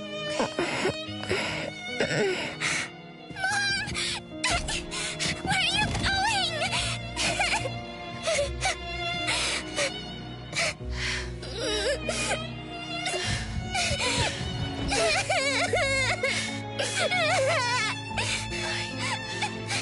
Don't need you.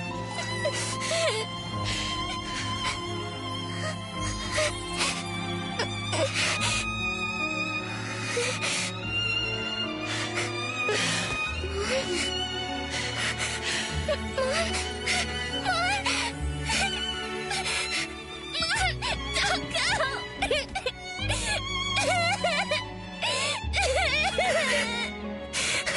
It's all my fault. It's all because of me that Mom... No! I don't want this! See? Now I can live forever. I don't need you anymore!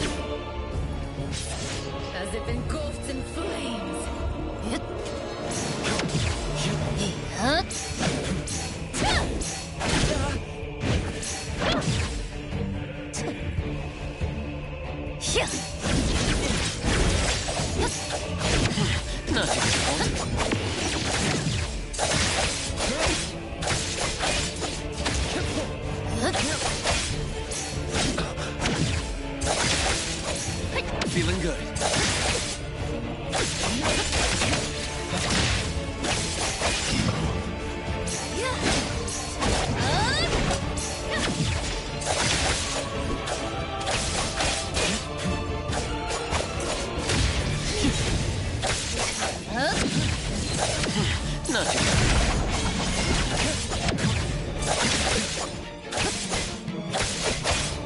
Make splinter and fracture!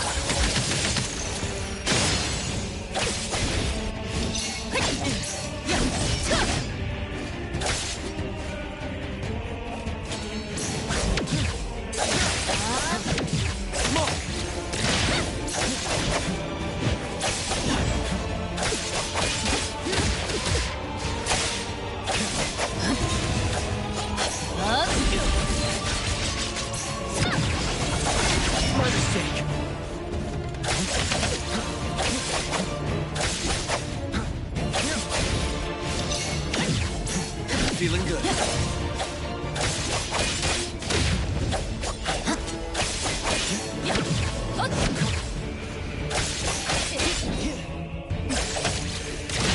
Let's finish this!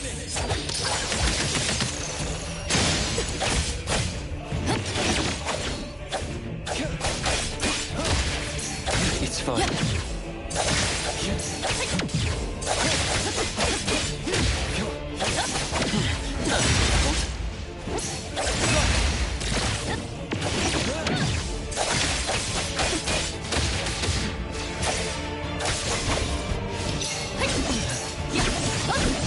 Be careful.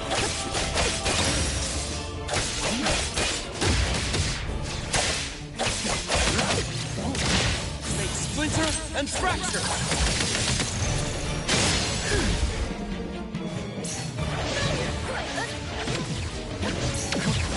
Feeling good. Stronger than I expected. Let me show you something.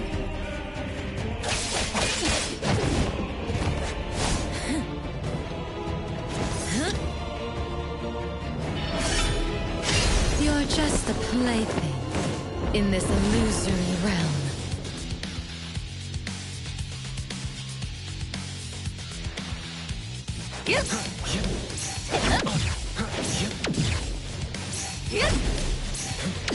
Not too difficult. Entertain me with your strength. Once I'm born, I'll bury you in this scarlet flawless sea.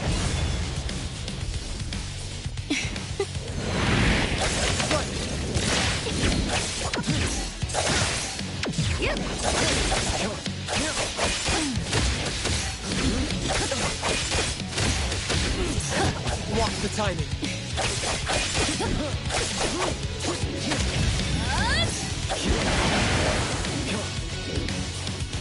Great.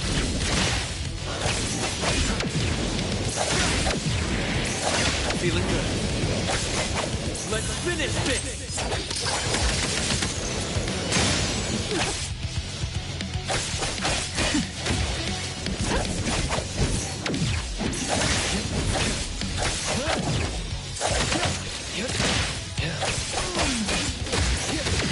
Not too difficult.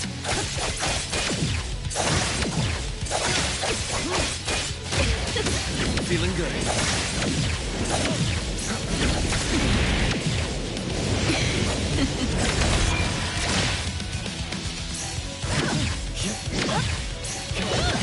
Not too difficult. Divide.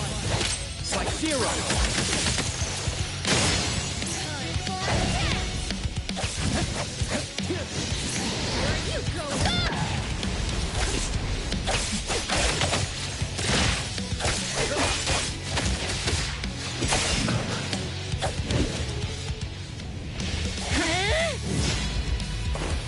You. I won't let you do this! Such arrogance!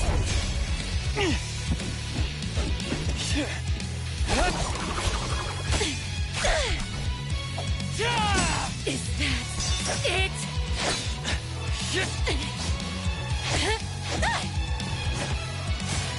Come again! As you win! Interesting. Unfortunately, this is the end! Cower before me! Hup!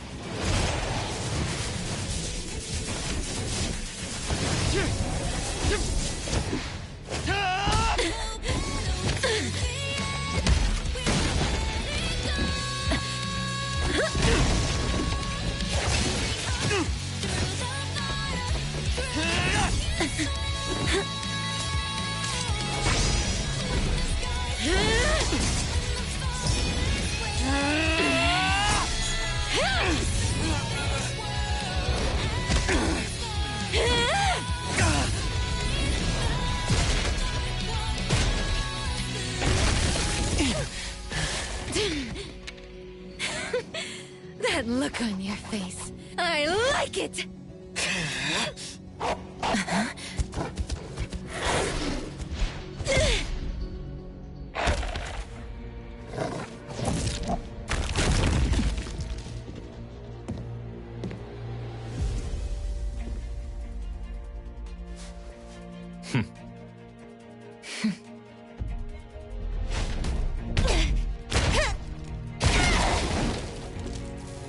So you're the one behind all this!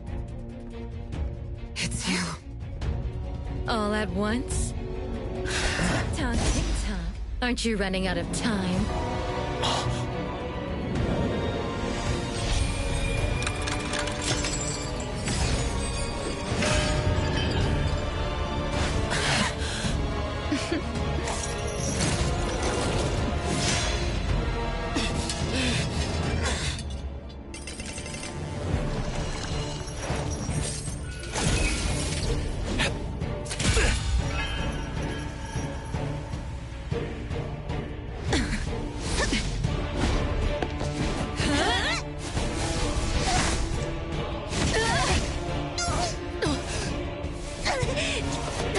You're slower, Daffodil. Is this little cutie distracting you?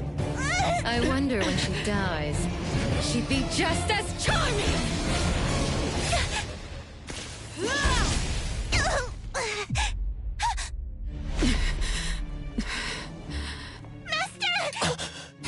How nostalgic, sister. Sanko. We'll meet again. Just so you know, Mother misses you too.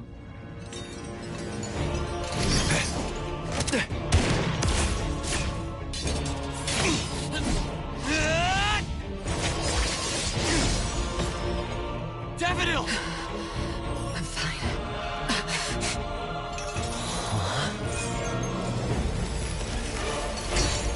It's not over yet.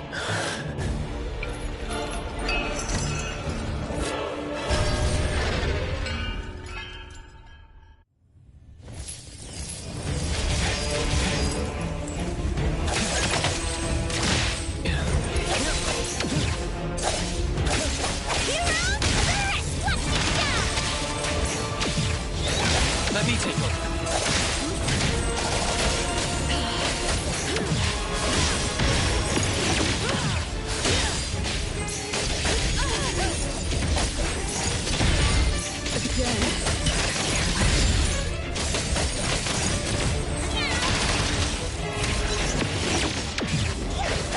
Trust me. Just warming up.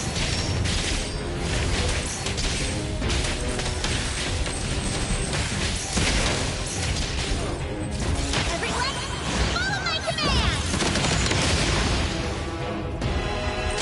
I will see to him. Let's finish this!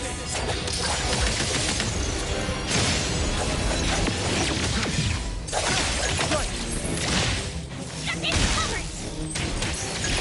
Trust me.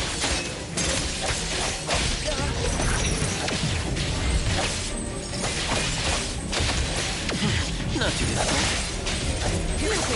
Nowhere to hide.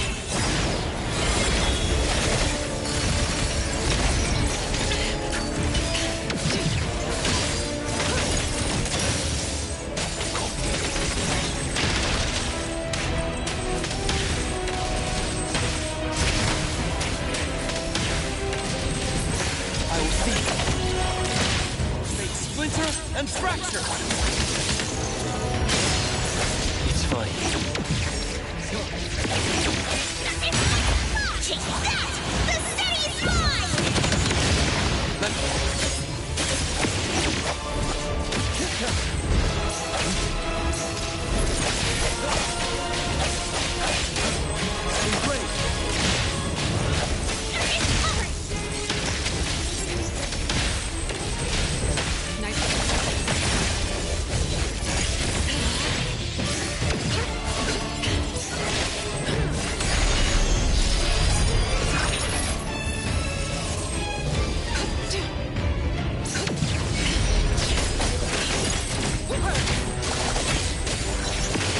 Your moves are sloppy.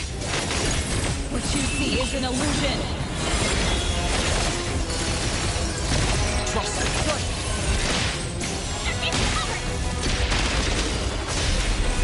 Let me take over. Divide.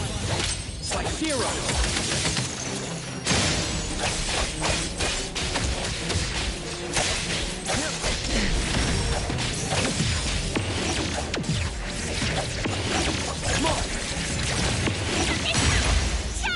I will see through the Nexus.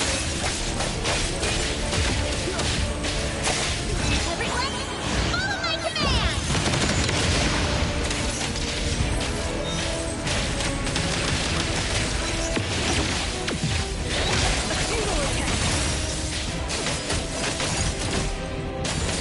Let me go.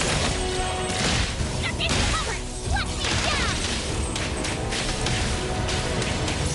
Just a tickle. I will see through the neck. Splinter and Fracture!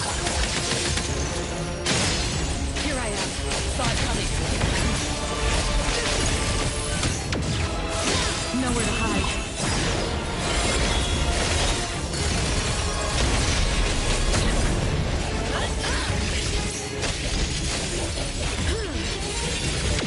You don't know how to give up.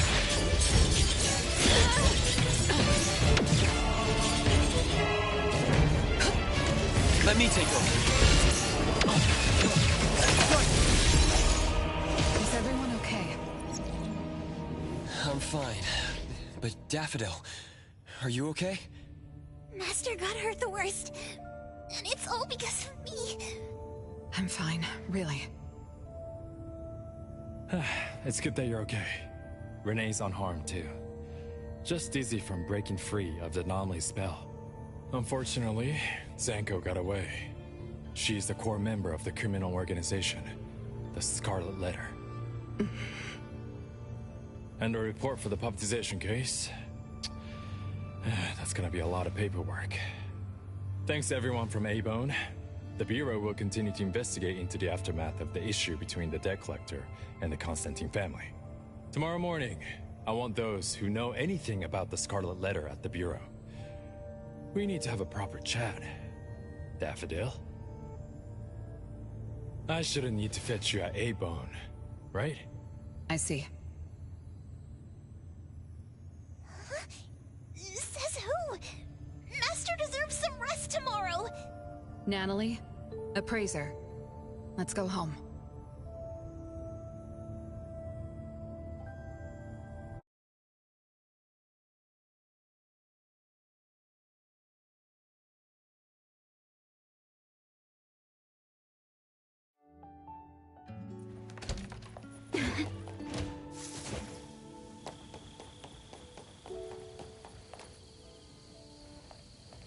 How are your wounds? You should rest earlier tonight. It'll be fine soon. And how are you? Are you okay? Her Esper ability can affect people's minds through auditory and visual hallucinations. I see. So all the stuff Renee and I saw were illusions layered on top of the debt collector's anomalous realm. Or rather, an illusory world tailor-made to her understanding of Renee, after thoroughly excavating Renee's thoughts and feelings. In other words, Zanko used her Esper ability to alter the family's history, making Renee believe she was responsible for her family's deaths, leading her to voluntarily give up her eternal present. The eternal present probably requires the owner's verbal consent before it can detach itself. An anomaly that can grant its host immortality must be incredibly rare. The Scarlet Letter has acquired more than one rare anomaly. The incident at the Abisu auction was also their doing. With these reckless hits, it's like the Scarlet Letter is announcing their arrival at Hethero. This is just what their leader, Madame T, will do to demonstrate her superiority. Lady T... Is she the mother Zanko spoke of? When she said Mother misses you too, could it be? I should have killed her back then. So, Zanko used Scarlet Letters to spell betrayer. She could be considered my adoptive mother. I don't deny that she gave me the first home I knew of. It's true. I was once a member of the Scarlet Letter. No wonder Chaos spoke like that. He must have known that Daffodil was a member of the Scarlet Letter, the criminal organization he's pursuing. So Zanko went through all this trouble just to get the Bureau's attention? Hey, what matters now is that you're Daffodil from the A-Bone Antique Shop. Thank you. You're a good person. It's getting late. Good night, Appraiser.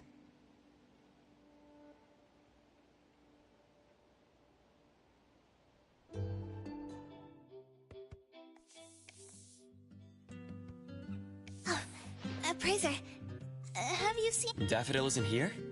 She's been gone this morning. Maybe she is assisting the Bureau. For that long? We're here. The A-Bone Antique Shop. Appraiser, Natalie. Good morning. Renee! How are you feeling? And this is... This is Linko from ETD-6. Oh, so Chaos is handing Renee over to ETD-6 to take care of. Hello there. Take care of? We were just going in the same direction.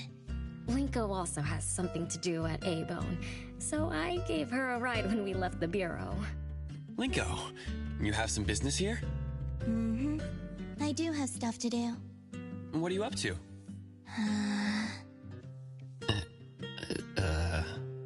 Business is already booming this early in the morning. How wonderful. What was I here for again? Tisk, tisk, tisk, you dummy! Don't tell me you forgot what you were supposed to deliver! Oh, right. The delivery. Thank you, Xiaojun. Whoa! What's this? I'm an evil spirit that can devour souls! If you dare disrespect me! Xiaojun is my pet. Huh? I can control your body and eat wasabi if I want to, you know! Not hungry now. Linko, who are you looking for? I'm looking for... Found her. Another new face? Just joined ETD? Yes, the director told me to give you this. Oh my. I told them a simple bank transfer would be fine, but they went ahead and sent someone over. Fresh bills are always so nice to look at, though. I have delivered payment to the A-Bone Antique Shop. Assignment complete. Director Alphard told me that the BAC will cover my commission fees, so that's what she meant. But I still wanted to stop by and thank you in person. Thank you, Appraiser, Natalie, and... Daffodil's not here? Please send her my gratitude. Thanks to all of your help. I learned a lot in the past few days. I went through an amazing adventure. It was But we couldn't stop Zanko from taking the Eternal Present. Lady Dolores left that for you, right? Must be something important. Yes. Mom gave it to me. It's a precious treasure that protects me from the debt collector. It froze my life on the day the countdown ended. My time stopped flowing, and I was forever... I was tossed outside the flow of time, and taken away from this world, where the years still pass, and the seasons still change. For me, the eternal present negated the meaning of time. I gradually lost touch with my past, and became unaware of everything happening around me. Every little thing in life that becomes precious because of the flow of time. In the end, I forgot what Mom and my siblings expected of me. I forgot why I was born and why I even existed. Until now. was that really living? That was the secret, or rather, curse, of the eternal life Mom and I possessed. Mom was also affected. She found life dreadfully boring, so she hoped that our companionship would ease her eternal loneliness. It might have been fortunate for me to lose the eternal present, but honestly, I gained so much more.